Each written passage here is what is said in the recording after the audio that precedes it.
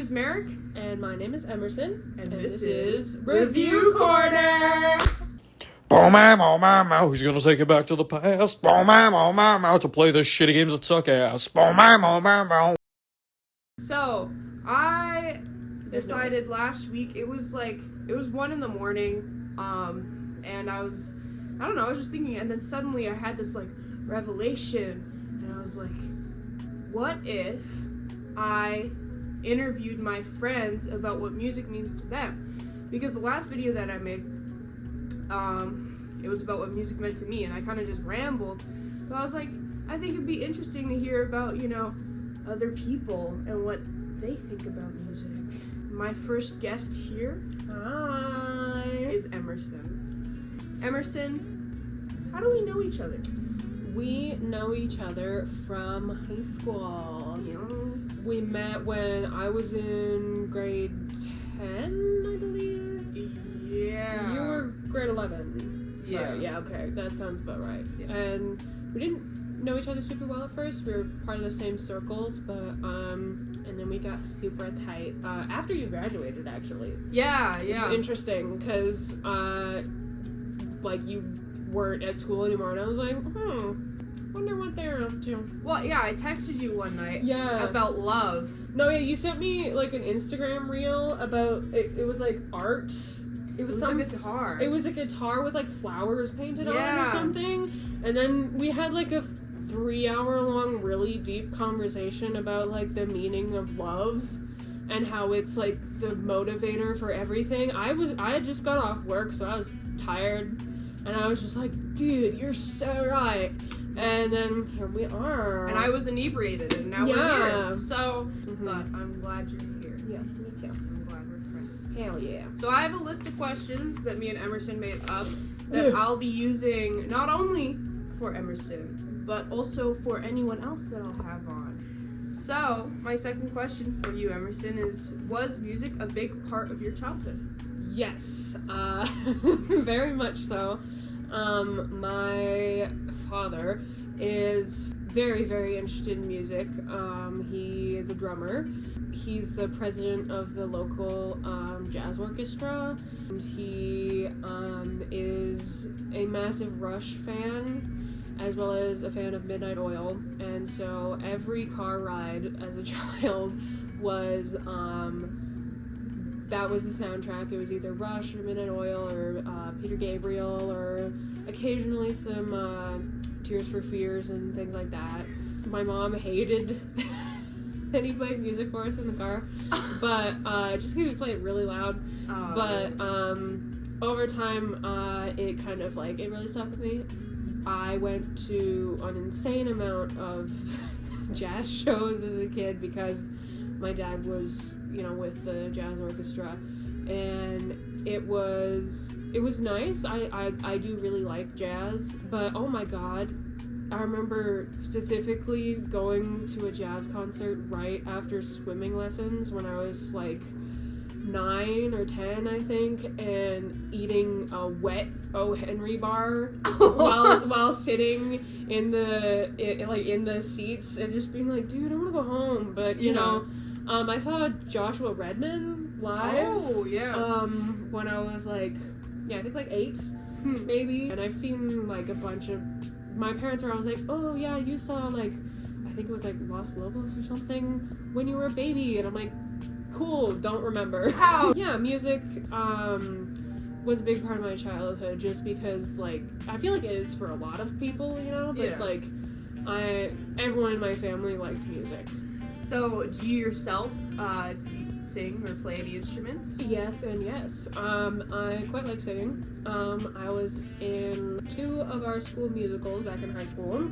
I played a background dancer one time, and then I played a 60-year-old Russian homeless man in our production of Anastasia. I was Vladimir Popov, P-O-P-O-V. Beautiful job. Thank you. It was so much fun, because I'd been wanting to do live singing and stuff like that for a long time, but I had always been kind of scared of it because I never really realized that I was good at singing until like a few years ago, because like I was really embarrassed about singing for people as a kid. I remember one time I was like singing the soundtrack of Moana like in my room while I was cleaning, and then I found out that my brother was home and I cried because I was like, no, he's gonna hear me. Oh, and he was like, you sounded really nice, and then I think I like ran away.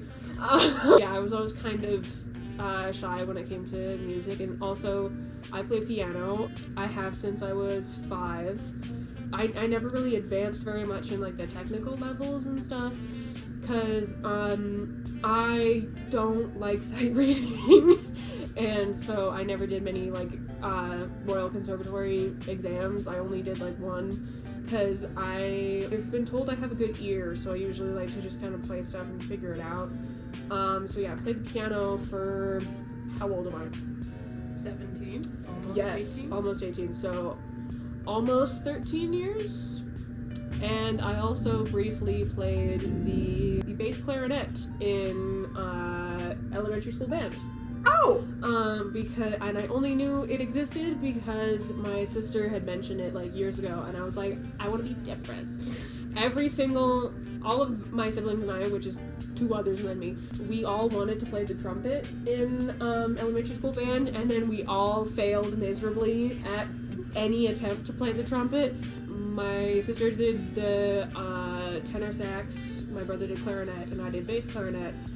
So like a fun little mush of all of the ones that my siblings played. And I only ended up doing it for about 1.5 years because then COVID happened and I had a rental instrument, and in high school I had to choose between band class or art class, and I'm an art fiend, so it was a pretty easy choice. But I do miss it every once in a while.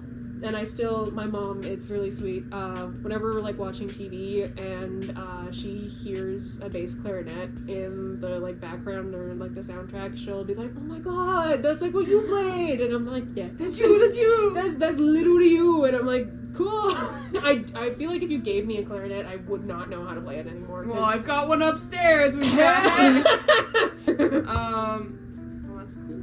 Thank you. I think I knew that you played the bass clarinet, but I lost it to time. Yeah, no. Sometimes I forget I did that because elementary school band was a time.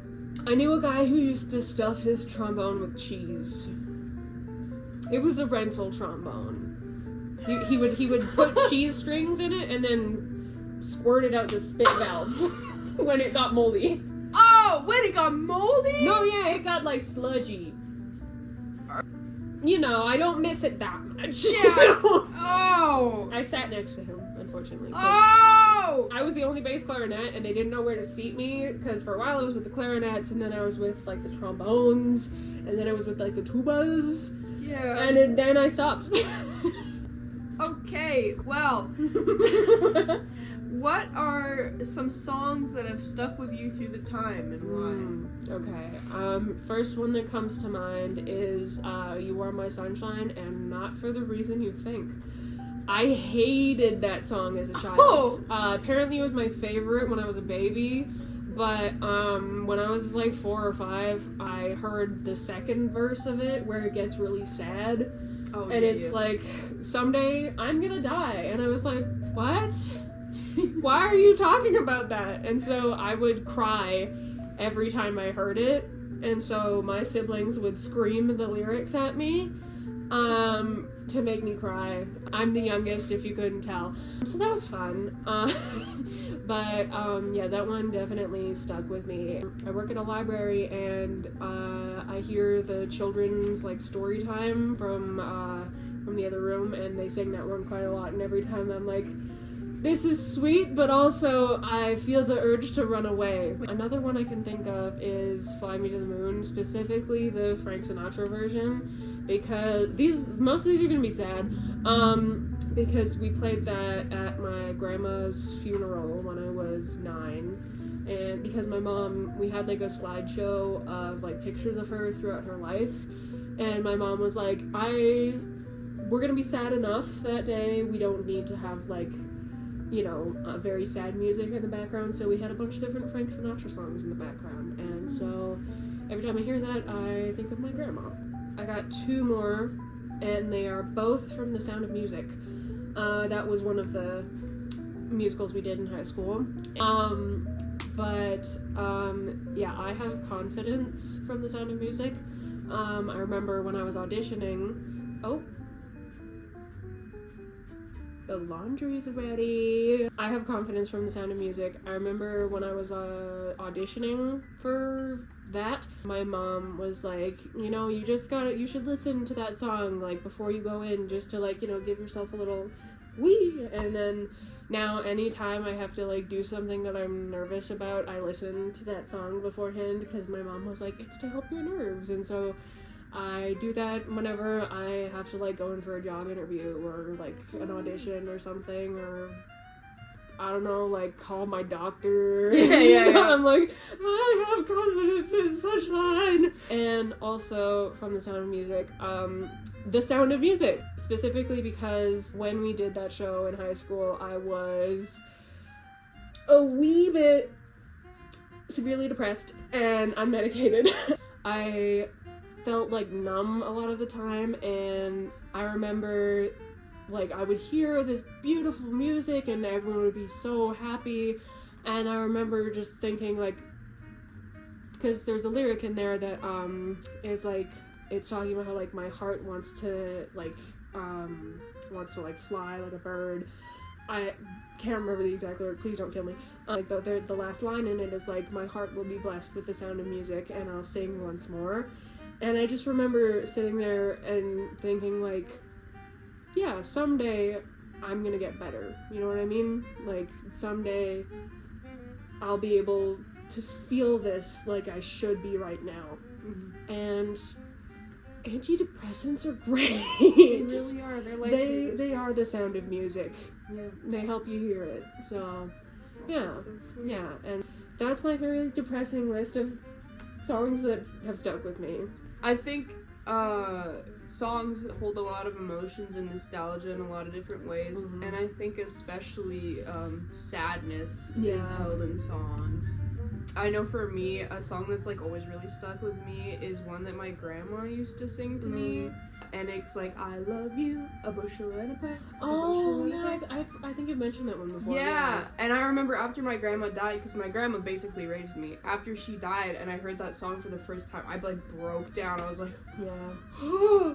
So I think, yeah, I mean, it's understandable why. Yeah, and it's like, it's like you were saying earlier, how, like, smell and music are, like, two things that, like, really hold memories very well. Mm-hmm. It's like how when you smell a perfume that you used to wear, like, a few years ago, you're like, whoa, whoa. It's the same thing if you hear, like, a song that you, like, listen to during a particularly hard time, because, and you're just back there all of a sudden. It reminds me of this tweet I saw one time that was talking about how, don't forget that when you're sad or angry or depressed, you turn to music, TV, books, things like that. Don't forget that when you felt at your lowest, you turned to artists. Mm-hmm. And I think about that a lot because, like, it's something that you don't even realize that you're doing. Like, you don't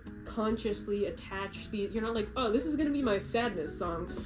Sometimes you do, but, like, it's something that can carry so much with it that you don't even know that you've put into it. And I think that's really beautiful that it can, like, help you access parts of yourself that you used to know. Yeah. Somebody that I used to know. I think that's especially important to remember with the rise of AI. AI sucks.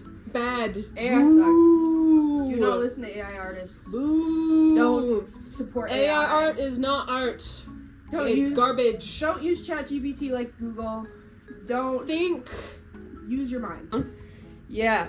Okay, right. So funny story. It just decided to stop recording. Technical difficulties. After we just answered, like, we answered a good 3 questions. 3 whole questions, and the camera wasn't on. So do you prefer writing, playing, or listening to music? Music. I am very indecisive, so I don't know. I'd say probably listening, just because that's what I do the most often, and it takes a lot less effort. I'm gonna say my favorite parts of each of those things respectively. My favorite part of writing music is, like, I really love writing the lyrics because I love poetry, and poetry and music are very, you know, interconnected. Interlinked. Oh!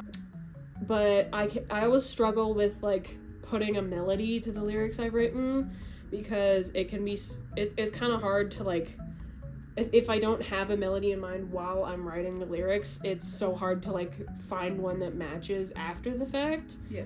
So I really like, the lyrics are my favorite part of writing. And for playing piano especially, my favorite part is once I get, like, the basic structure down, and, like, I have it memorized, it's in my muscle memory, I know what I'm doing, I know how to play it, and then I can just kind of, like, play around with the feeling of it and, like, the tempo, and just really kind of, like, push it for a bit further, because it's really interesting how, like, you can have a song that you've been playing for a long time, and then suddenly when you like put a little bit less or more pressure, or speed it up or slow it down, it can sound so different, and I really like that part. So, do you view music as a language? Yes, I do think that music is a language, in a sense that it can convey things that you can't really say any other way. Like, when you just say the lyrics of a song, it doesn't hit the same as when you sing them or play the song itself, because, like, the sound paired with the lyrics and, like, the emotions that you're experiencing while you're playing or listening or anything, it can change how it feels to listen to quite a lot. Like, if you think of the song Creep by Radiohead, and then you think of the 1950s like upbeat jazz version, very different listening experiences. And I think it just goes to show that, like, music is so, it's a very kind of, like, specific way to convey things, because you don't have to say it outright. Yeah. Like, you say as much with the sound as you do with the words. I think that kind of, like, versatility is, it's really a language of its own. It's like handwriting, because if you write down the same word, like, 50 times over, it's always going to be a little bit different each time. And the same thing goes for, like, if you play a song a certain amount of times, or if you listen to a song a certain amount of times, you're gonna hear different things, you're gonna feel different things, you're gonna play different things, and it's like, it's that little bit of human error, human nature, that makes it so, you know? Yeah.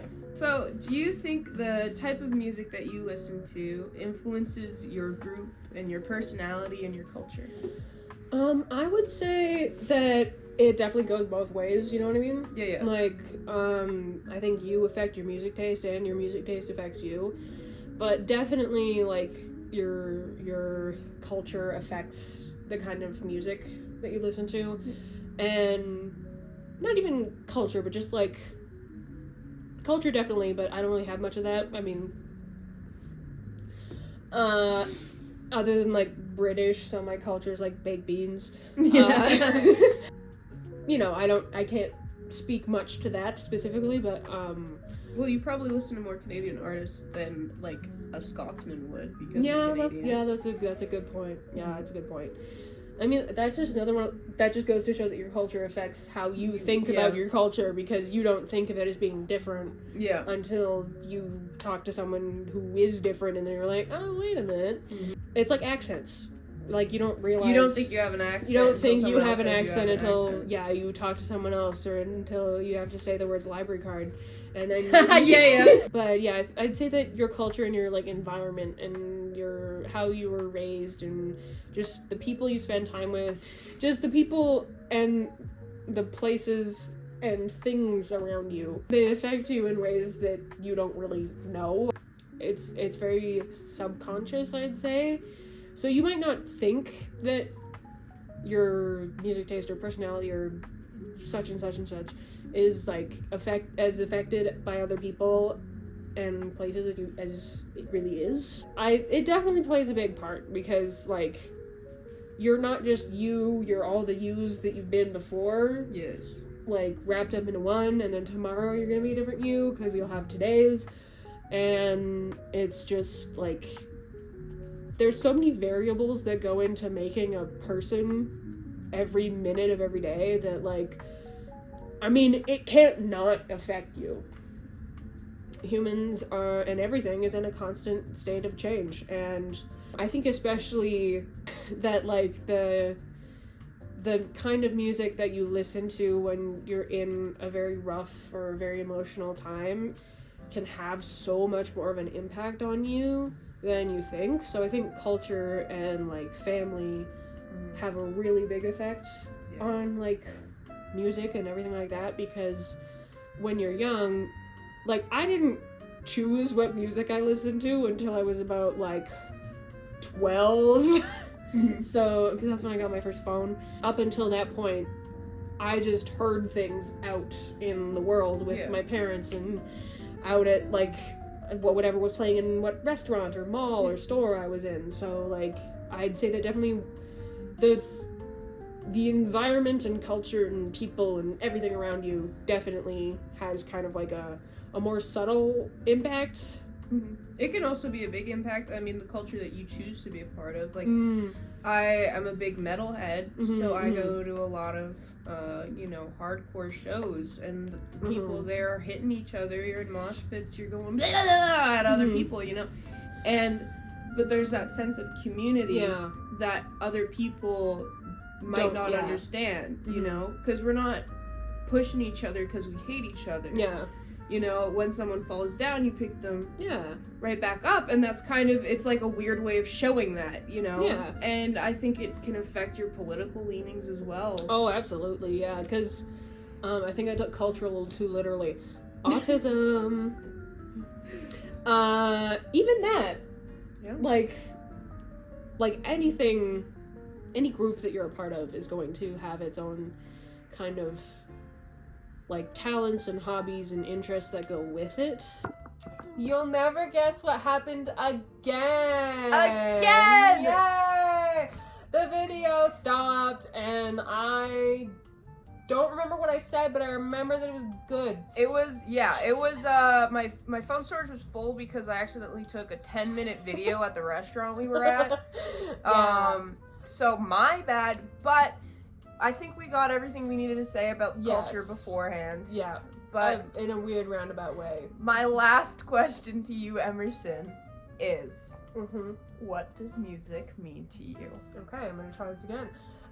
Music to me means ultimately connection, because there's so much that goes into music, and there's so much that you get out of it. I'm gonna be looking at the camera so much more now that it's right. This way. I'm just gonna be like, so apologies if I'm suddenly staring into your soul, and I wasn't doing and I wasn't doing that before.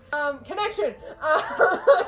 Music, there's so much that goes into it, and there's so much that you get out of it that you're never going to know every person that's listening to the same song as you, or every person that you're never gonna know, like, who it was about, or who it was for, or who it was intended for, or who because nothing exists in a vacuum, especially not music, because music is like a sponge that kind of, like, soaks up everything around it. Like, it's a product of its time and its creators and its fans and its not fans.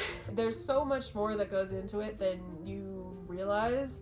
Music is, it's in a way like a river that runs through, like, a continent or a country or something, and you may be drinking water from that has stemmed from the same, like, river or glacier or something, and you will never know that you're drinking the same water as someone in an entirely different, like, state or province or country or something, an entire different life.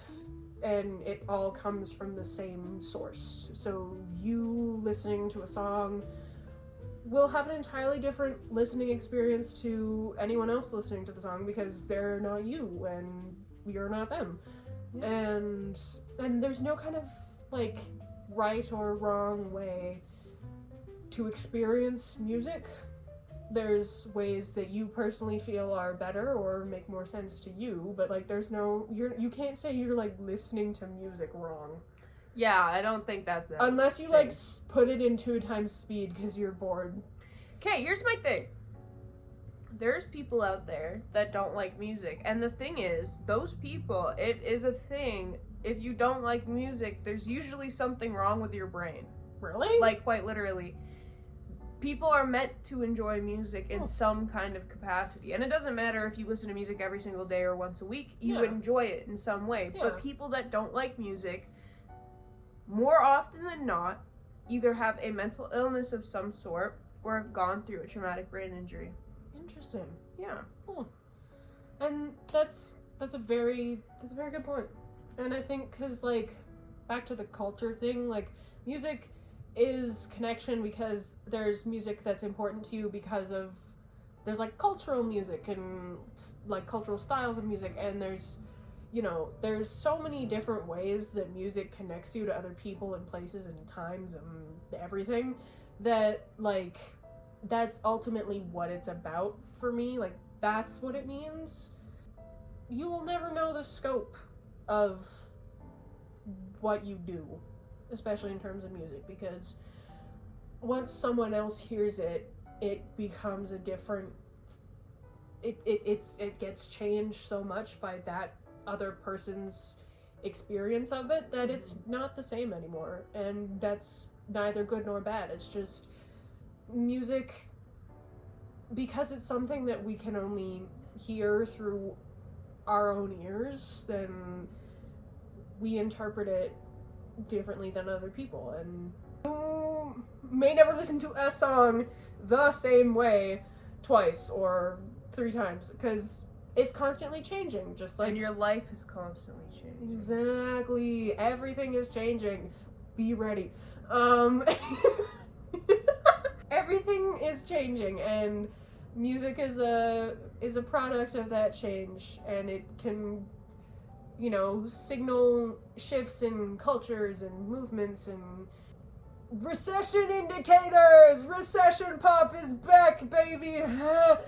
But yeah, music is about connection, and not just to people, but to the music itself. So, that's what music means to Emmerson. Yeah. This is my friend Emmerson. Hi, this is my friend Mary. And I'm so glad that you were my first. Thank you. Subscribe. Yes, subscribe. Like the video. If you want to be a part of this and you know me, let me know. I would love to have, there's people that I will be contacting because I want you on here and I know you'd have interesting opinions. And they're good questions if I do say so myself. Well, yes, they are. This has been Review Corner. Yeah. I'll see you next time. And maybe I will too. Bye.